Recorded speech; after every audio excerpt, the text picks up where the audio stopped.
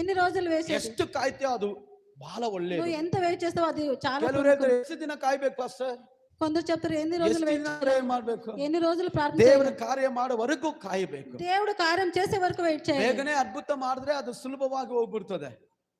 ಬೇಗನೆ ಅದ್ಭುತ ಮಾಡಿದ್ರೆ త్వరగా అద్భుతకరం చేస్తే అది త్వరగా వెళ్ళిపోతుంది. ಪಟ್ಟು ಪಟ್ಟು ಪಟ್ಟು ಪಟ್ಟು ಪಟ್ಟು ಪ್ರಾರ್ಥನೆ. ನಿಮ್ಗೆ ಗೊತ್ತಾ ಈ ಸ್ಪೀಕರ್ಗಾಗಿ ಈ ಸಿಸ್ಟಮ್ಗಾಗಿ ಎಷ್ಟು ದಿನ ಪ್ರೇಯರ್ ಮಾಡಿದ್ವಿ, ಎಷ್ಟು ವರ್ಷ, ఎన్ని ఏళ్ళు మేము ఈ స్పీకర్ ಈ ತರ ಒಂದು ಸಿಸ್ಟಮೆಟಿಕ್ ತರಬೇಕು ಅಂತ ಎಷ್ಟು ವರ್ಷ ಪ್ರೇಯರ್ ಮಾಡಿದ್ವಿ. ఈ సిస్టమ్ కొరకు ఎన్నో ఏళ్ళు ప్రార్థన చేశాం. ನಾನು ಅದ್ರಗಾಗಿ ಪ್ರಾರ್ಥನೆ ಮಾಡುವಾಗ ಕೆಂತರು ನೋಡುವಾಗ ಕೆಲವರು ಅಯ್ಯೋ ಮತ್ತೆ ಇದಕ್ಕೋಸ್ಕರ ಪ್ರೇಯರ್ ಮಾಡ್ತಾರ ಅಂತ.